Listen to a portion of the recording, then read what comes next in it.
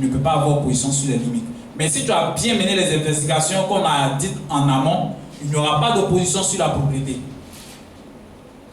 Est-ce que vous comprenez?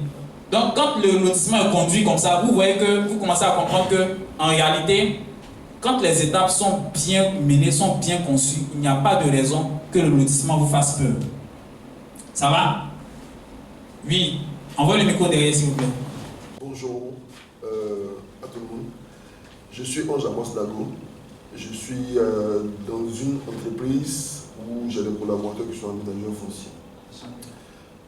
Ce que je voulais savoir, c'était au niveau des voisins. Donc on va venir et on va devoir faire intervenir les voisins.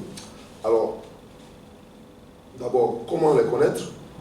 Et deuxième question, comment savoir que celui qui représente ici la famille à laquelle appartient donc cet espace qui est voisin là est la bonne personne? Parce que lui il peut dire, celui-là peut arriver, ça peut être un cousin, c'est un neveu, il dit oui c'est là que ça s'arrête, et puis dans l'enquête de Komodo, quelqu'un qui est supérieur arrive à lui, non, ce gars il n'a rien compris, c'était pas là que ça s'arrête, mais c'est plutôt l'autre côté que ça s'arrête. En ce moment on a déjà lancé la chose. Le comité de gestion foncière qui est dans le village n'est pas un simple comité. À la base, ce qu'on appelle aujourd'hui comité de gestion foncière n'existait pas.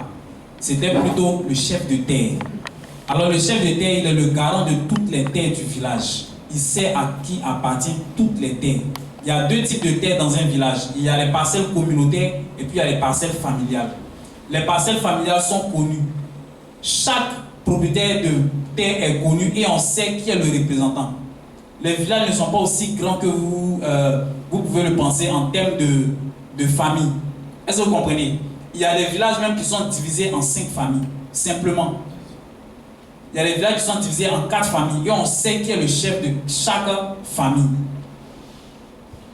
On se suit, non? Alors, à l'étape du léonage, c'est le président du comité de gestion foncière qui va vous désigner les chefs des familles voisines. Il va vous donner leurs contacts, vous allez les contacter. Au demeurant, il faudrait que le jour où vous faites le léonage, où il y ait au moins un membre du comité de gestion foncière. Parce que très souvent, eux aussi, ils savent les limites. Ça va? Question répondue? Ok, on avance. La délimitation de la polygonale, on a déjà parlé de cela. Alors, lorsque vous allez faire le tour avec votre technicien topo ou votre géomètre, il va vous faire sortir ce qu'on appelle la polygo. C'est ce qu'on appelle généralement l'extrait topo. C'est à partir de cette polygo-là que vous allez faire le plan de situation. C'est à partir de cet extrait topo-là que vous allez faire le plan de morcellement. À partir de là, vous allez connaître la superficie réelle, la superficie exacte. Parce que très souvent, les gens vous disent que on a 50 hectares ici, on a 70 hectares ici, mais en réalité, ce n'est pas la vraie superficie. Lorsque vous allez aller prendre la contenance, ça va soit descendre.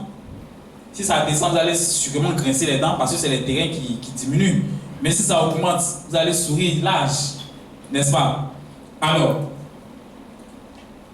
il va sans dire que lorsque vous allez faire la polygonale, vous aurez la possibilité de faire en même temps ce qu'on appelle l'état des lieux, si la parcelle n'est pas très grande.